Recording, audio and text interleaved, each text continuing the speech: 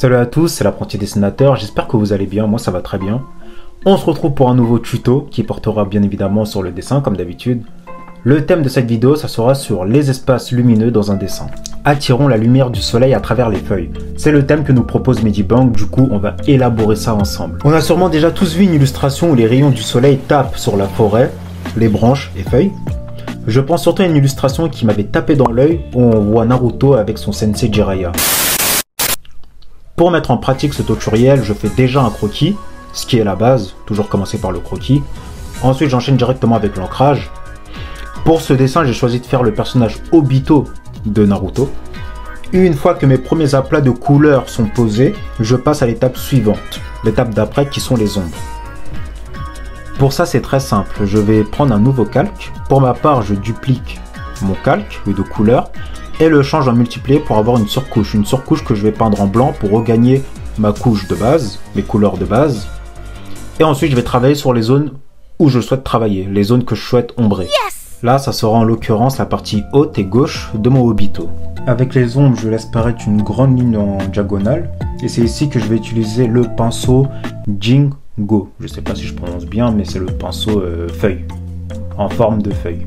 Et c'est avec ce pinceau qu'on verra les effets de feuilles qui montrent le côté un petit peu forêt, nature, etc.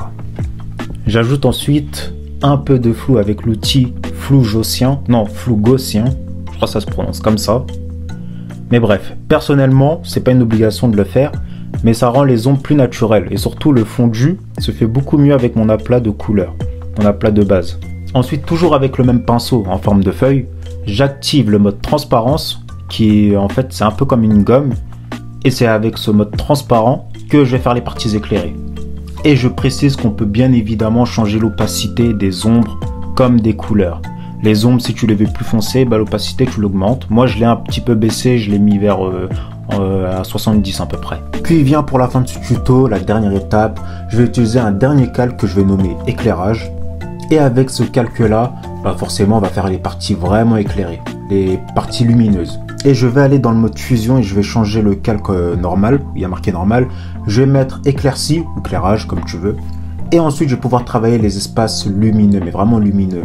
Et ce qui est bien quand tu mets éclairage dans le mode fusion, c'est que tu vois l'éclairage des parties où tu travailles, mais ça combine le tout en fait ensemble.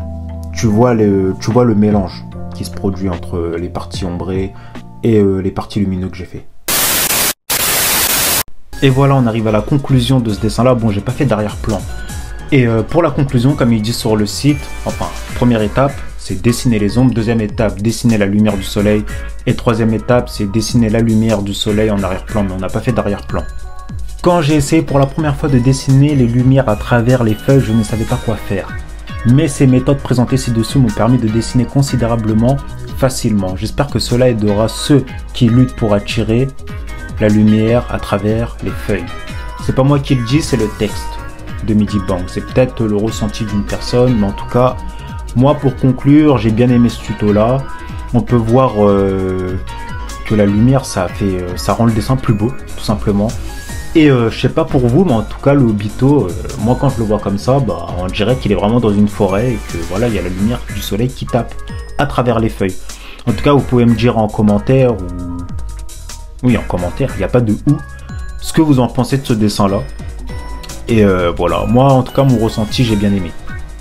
C'était l'apprenti dessinateur et on se retrouve pour un nouveau tuto pour Medibang. Comme d'habitude, ça change pas. À très bientôt.